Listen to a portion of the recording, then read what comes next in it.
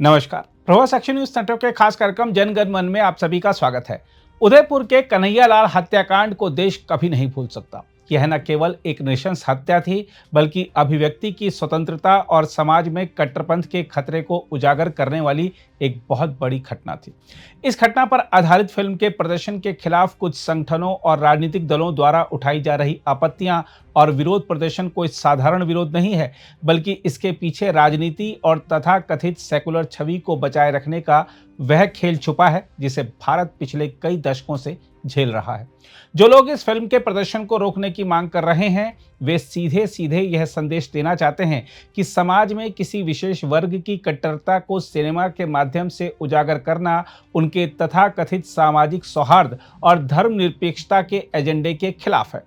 इन संगठनों और नेताओं का डर यह नहीं है कि समाज में नफरत फैलेगी, बल्कि उनका डर यह है कि यदि कट्टरपंथ के असली चेहरे को लोग खुली आंखों से देखेंगे तो उनकी वर्षों से चली आ रही तुष्टीकरण की राजनीति और सेकुलर छवि का नकाब उतर जाएगा। देखा जाए तो उदयपुर के कन्हैयालाल के परिवार को इंसाफ दिलाने के लिए जिन आवाजों को सबसे तेज उठना चाहिए था, वे आज फिल्म के विरोध में खड़ी हैं। विपक्षी पार्टियों के नेता उस समय भी चुप थे जब कन्हैयालाल को नृशंस तरीके से मार दिया गया था, और आज भी उनकी प्राथमिकता पीड़ित नहीं बल्कि अपनी सेकुलर इमेज को बनाए रखना है। उन्हें डर है कि अगर इस फिल्म को समर्थन देंगे तो उनका वोट बैंक उनसे नाराज हो सकता है। इस तरह के विरोध यह भी दिखाते हैं कि कुछ राजनीतिक दल और संगठन कट्टरपंथी सोच को चुनौती नहीं देना चाहते, क्योंकि उन्हें लगता है कि इससे उनका तथाकथित माइनॉरिटी फ्रेंडली चेहरा धुंधला हो जाएगा। वे जानते हैं कि कन्हैयालाल की हत्या जैसे मुद्दे को हवा देना उनके वोट बैंक को नाराज कर सकता है, इसलिए वे या तो चुप्पी साध लेते हैं या विरोध के नाम पर ऐसे प्रोजेक्ट्स को रोकने की कोशिश करते हैं। खास बात यह भी है कि अक्सर यही वर्ग अभिव्यक्ति की स्वतंत्रता के नाम पर हिंदू आस्था, परंपरा और देवी देवताओं पर बनी फिल्मों या वेब सीरीज का समर्थन करते हैं। लेकिन जैसे ही बात कट्टरपंथी हिंसा या जिहादी मानसिकता के पर्दाफाश की आती है, तो यही लोग सामाजिक सौहार्द और शांति के नाम पर विरोध में उतर जाते हैं। अपनी तथाकथित सेकुलर इमेज की चिंता करने वाले नेता इस डर से ग्रस्त रहते हैं कि यदि उन्होंने ऐसे मुद्दों पर खुलकर पक्ष लिया तो उनका वह वोट बैंक जो पहचान की राजनीति के आधार पर उनसे जुड़ा है, उनसे दूर हो जाएगा। इसलिए उनके लिए न्याय से अधिक अपनी छवि बचाना आवश्यक हो जाता है। देखा जाए तो कन्हैयालाल हत्याकांड पर बनी फिल्म का विरोध दरअसल सच को छुपाने का राजनीतिक प्रयास है। यह उस मानसिकता की बौखलाहट है जो आज भी कट्टरपंथी ताकतों के खिलाफ खड़े होने से डरती है। यह विरोध केवल एक फिल्म का नहीं, बल्कि उस प्रयास का विरोध है जो समाज को यह दिखाना चाहता है कि कट्टरपंथ किसी भी सभ्य समाज के लिए कितना बड़ा खतरा है। यह वाकई दुर्भाग्यपूर्ण है कि पीड़ित के न्याय से ज्यादा चिंता नेताओं को अपनी सेकुलर ब्रांडिंग की है। यह वही दोहरा मापदंड है जिसने वर्षों तक देश की राजनीति को भ्रमित किया और न्याय को हाशिए पर धकेला। हम आपको बता दें कि उच्चतम न्यायालय कन्हैयालाल दर्जी हत्या मामले में आरोपियों की उस याचिका पर बुधवार को सुनवाई करेगा जिसमें मामले पर आधारित फिल्म की रिलीज का विरोध किया गया है। देखना होगा कि अदालत क्या फैसला लेती है। हम आपको यह भी बता दें कि फिल्म के निर्माताओं को सेंसर बोर्ड से प्रमाणन मिलने के बावजूद दिल्ली उच्च न्यायालय ने 10 जुलाई को उदयपुर फाइल्स की रिलीज पर रोक लगा दी थी। बहरहाल आइए देखते हैं उच्चतम न्यायालय के वरिष्ठ अधिवक्ता और भारत के PIL मैन के रूप में विख्यात श्री अश्विनी उपाध्याय कैसे इन तथाकथित सेकुलर छवि वालों की पोल खोल रहे हैं। एक एक दिन भारत बर्बादी की तरफ बढ़ रहा है, लेकिन शायद आपको समझ में नहीं आ रहा है। 2022 में कन्हैयालाल की हत्या हुई थी, दिन दहाड़े हत्या हुई थी। हत्यारों ने खुद ही वीडियो बनाया था, वीडियो बना के खुद ही रिलीज किया था। भारत की सबसे बड़ी एजेंसी NIA उसकी जांच कर रही है। 3 साल बीत चुके हैं, लेकिन आज तक कन्हैयालाल के हत्यारों की न 100% प्रॉपर्टी जब्त हुई, न कन्हैयालाल के हत्यारों की नागरिकता खत्म हुई, न कन्हैयालाल के हत्यारों को फांसी हुई। जबकि जांच कौन कर रहा है? NIA। कोई पुलिस नहीं जांच कर रही है या लोकल स्टेट पुलिस नहीं कर रही है, CBI CID नहीं कर रही, NIA कर रही है। इसके बाद भी ये स्थिति है। दुख इस बात का है कि कन्हैयालाल की हत्या कैसे हुई उसके ऊपर एक फिल्म बनती है, उदयपुर फाइल।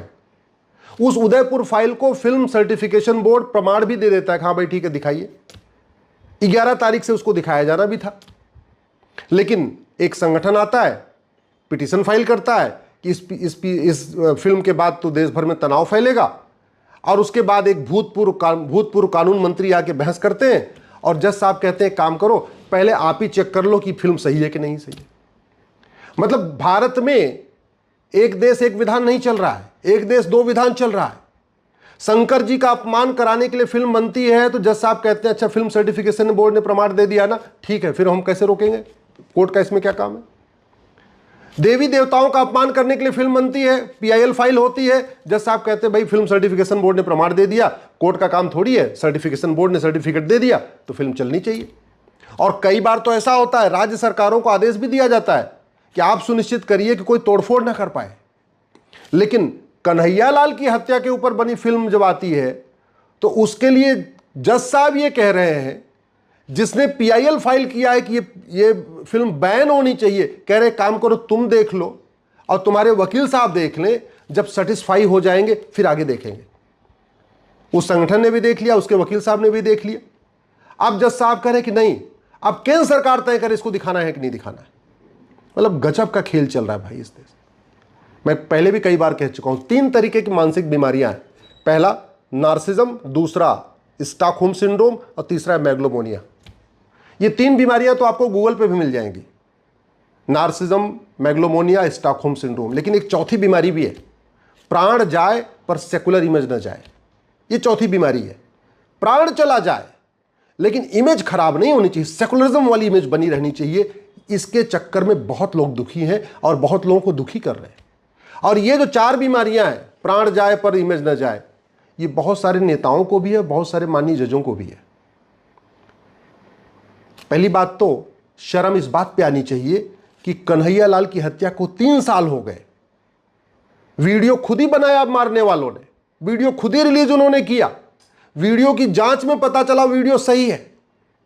कन्हैयालाल के हत्यारों का जब वॉइस सैंपल लिया गया तो पता चला उनकी आवाज भी वही है। मारने वाले खुद ही कह रहे हैं मैंने मारा, मरने वाले के बच्चे कह रहे हैं हाँ इन्होंने मारा। वीडियो उपलब्ध है, इसके बावजूद भी गवाहों के बयान हो रहे हैं, गवाहों की क्रॉस एग्जामिनेशन हो रहा है। ऐसी सड़ी हुई व्यवस्था को उठा के फेंकना चाहिए कि नहीं। फिल्म दिखाने से क्या होगा, फिल्म दिखाने से यही तो पता चला ना कन्हैयालाल की हत्या कैसे हुई थी। अरे वो सबको पता है कैसे हत्या हुई थी। कश्मीर फाइल बनी, कश्मीर फाइल देख के लोगों को क्या पता चला, यही पता चला ना कि कश्मीर में कैसे नरसंहार हुआ था। लेकिन कश्मीर फाइल बनाने से कश्मीर में नरसंहार करने वालों को फांसी तो नहीं हो गई ना, उनको आजीवन कारावास तो नहीं हो गया ना, उनकी प्रॉपर्टी तो नहीं जब्त हो गई ना। केरल फाइल बनी थी, कैसे धर्मांतरण होता है सबको पता चल गया, लेकिन केरल फाइल के बाद धर्मांतरण तो नहीं रुक गया ना। वैसे ही ये कन्हैयालाल की उदयपुर फाइल देखने के बाद लोगों को ये तो पता चल जाएगा कन्हैयालाल को कैसे मारा गया। वो पहले से पता है, इतना डिबेट हो चुकी है, इतना वीडियो लेवल है, सबको पता है। लेकिन कन्हैयालाल के हत्यारों को फांसी होगी क्या, नहीं। आज की डेट में मैं सोशल मीडिया में देख रहा हूं बहुत सारे कह रहे भाई फिल्म देखना चाहिए, फिल्म दिखाना चाहिए, फिल्म बैन नहीं होना चाहिए। बहुत अच्छी बात है, मैं भी कहता हूं फिल्म बैन नहीं होना चाहिए, फिल्म दिखनी चाहिए। जज साहब ने गलती किया है, मैं व्यक्तिगत रूप से कह रहा हूं, जज साहब ने गलती किया है। एक गलत उन्होंने प्रेसिडेंट सेट किया है कि जो आया है कह रहे हैं तुम ही देख लो, तुम ही तय कर लो। फिल्म सर्टिफिकेशन बोर्ड के ऊपर कोई मतलब कोई ट्रस्टी नहीं बचा फिर तो। अब तो केंद्र सरकार सारी फिल्में देख देख के तय करेगी, और वैसे फिल्म सर्टिफिकेशन बोर्ड तो खुद ही केंद्र सरकार का पार्ट है। तो जब उसने कह दिया तो समझो केंद्र सरकार ने कह दिया। लेकिन दोबारा फिर देखने का मतलब क्या, फिर इसका मतलब जज साहब चाहते हैं कि कैसे कैसे न कैसे इसमें से कुछ सीन काटे जाएं, कुछ इसमें से निकाले जाएं। चलो हम ठीक कहते हैं, हम जज साहब के ऊपर कोई सवाल नहीं खड़ा कर रहे। जज साहब की इच्छा है, वो कानून के हिसाब से चल रहे हैं, कैसे चल रहे हैं। मैं तो केवल इतना कह रहा हूं कि जुडिशियल जो प्रेसिडेंट है वो सबके लिए कॉमन होना चाहिए। ऐसे नहीं होना चाहिए कि पीके में भगवान शंकर का अपमान हो और उसके बाद पीआईएल फाइल हो तो जज साहब ये बोल दें सर्टिफिकेशन बोर्ड ने सर्टिफिकेट दे दिया इसलिए कोर्ट कुछ नहीं करेगी, और ऊपर से राज्य सरकारों को भी आदेश देने के काम करो, तुम सुनिश्चित करो कोई तोड़फोड़ न होने पाए। लेकिन वहीं दूसरी तरफ कुछ कन्वर्टेड हिंदू आके खड़े हो जाएं कोर्ट में, और उनके लिए भूतपूर्व कानून मंत्री, भूतपूर्व विदेश मंत्री और भूतपूर्व जो है शिक्षा मंत्री आके खड़े हो जाए, तो फिर एक नया तरीका आ जाए कि नहीं काम करो, बैठो दोनों लोग मिलकर देखो फिल्म को देखो, और फिर सर्टिफिकेशन बोर्ड का सर्टिफिकेट काम नहीं करेगा, अब केंद्र सरकार का सर्टिफिकेट काम करेगा। ये गलत प्रेसिडेंट है, मेरा ऐसा व्यक्तिगत मानना है। मैं जज साहब के ऊपर कोई सवाल नहीं खड़ा कर रहा हूँ, जज साहब का मैं सम्मान करता हूँ, उन्होंने जो कहा है बहुत सोच समझ के किया होगा। लेकिन ये दोहरा मापदंड नहीं होना चाहिए। हिंदुओं को ना थर्ड कैटेगरी मत बनाइए, हिंदुओं को थर्ड डिग्री का दर्जा मत दीजिए। हिंदू भी इस देश के नागरिक हैं। लेकिन मैं आता हूं दूसरे विषय पे। सवाल ये है कि कन्हैयालाल के हत्यारों को आज तक फांसी क्यों नहीं हुई। फांसी इसलिए नहीं हुई कि हमारे पास जो कानून है भारतीय साक्ष्य अधिनियम, इसमें narco polygraph brain mapping test का प्रावधान नहीं है। अब वास्तव में अगर आप कन्हैयालाल की हत्या से दुखी हैं तो अपने सांसद विधायक से मिलकर कहिए कि नार्को पॉलीग्राफ ब्रेन मैपिंग कानून इसी संसद सत्र में बनना चाहिए। इस कानून में बदलाव होना चाहिए। Narco polygraph brain mapping test अनिवार्य होना चाहिए। ये गवाहों के बयान वाला सिस्टम खत्म होना चाहिए। ये गुलामी की पुलिस व्यवस्था बदली जाए, गुलामी की प्रशासनिक व्यवस्था बदली जाए, गुलामी की न्यायिक व्यवस्था बदली जाए और लेटेस्ट टेक्नोलॉजी का यूज किया जाए, मॉडर्न टेक्नोलॉजी का यूज किया जाए। अरे हम स्पेस में घूम रहे हैं, मंगलयान बना रहे हैं, चंद्रयान बना रहे हैं, आदित्ययान बना रहे हैं, हमारे वैज्ञानिक पूरी दुनिया का सैर कर रहे हैं, वो पूरे आकाश में घूम रहे हैं अभी कानपुर वाले शुक्ला जी जाके। तो हम कानून नहीं बना सकते क्या? अरे दुनिया में अगर किसी देश में ना नार्को पॉलीग्राफ ब्रेन मैपिंग कानून समझ में आता है, भैया नहीं, हम नहीं बनाएंगे। हमारे संविधान में कहीं लिखा हो कि नहीं narco polygraph brain mapping test नहीं बनाना, तभी समझ में आता है। संविधान में कहीं लिखा नहीं कि ऐसा कानून नहीं बनाना। दुनिया के कई देश बना के बैठे, फिर हमारे देश में क्यों नहीं बन रहा है?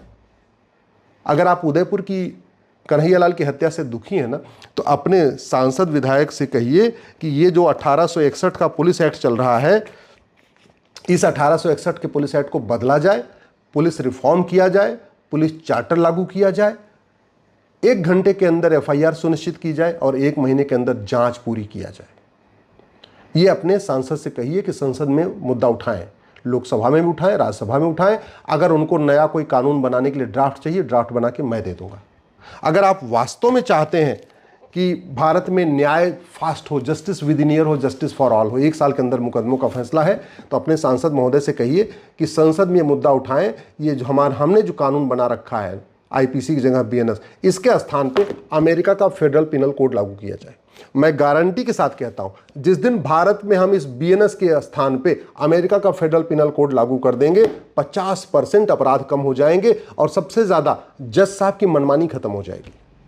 इतना क्रिस्टल क्लियर कानून है कि सामने से भूतपूर्व कानून मंत्री, वित्त मंत्री, विदेश मंत्री कोई आके खड़े हो जाए, जज साहब गलत फैसला दे ही नहीं पाएंगे, पक्षपात कर ही नहीं पाएंगे। इतना क्रिस्टल क्लियर कानून है, ये आपको दिखा रहा हूं, ये अमेरिका में यही चलता है। तो अगर देश को आप बचाना चाहते हैं, तो जिहादी हत्या रोकना चाहते हैं, तो कम से कम इस कानून को बदल के फेडरल पिनल कोड लागू करने की मांग करिए।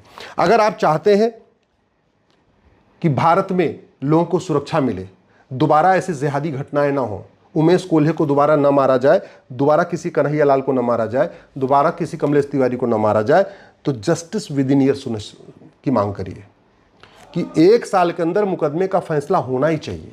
और उसके लिए वही बताया 1 नेशन 1 पुलिस कोड चाहिए, 1 नेशन 1 पिनल कोड चाहिए, 1 नेशन 1 जुडिशियल कोड चाहिए। जज साहब के लिए अकाउंटेबिलिटी तय करना पड़ेगा कि आपको ज़्यादा गवाहों के बयान के चक्कर में नहीं पड़ना है। नार्को पॉलीग्राफ ब्रेन मैपिंग की जो रिपोर्ट है, उस रिपोर्ट को देखना, उस रिपोर्ट के आधार पर आपको सजा देना है। ये गवाहों के बयान, ये क्रॉस एग्जामिनेशन, फिर गवाह, फिर तारीख, ये सब नहीं चलेगा।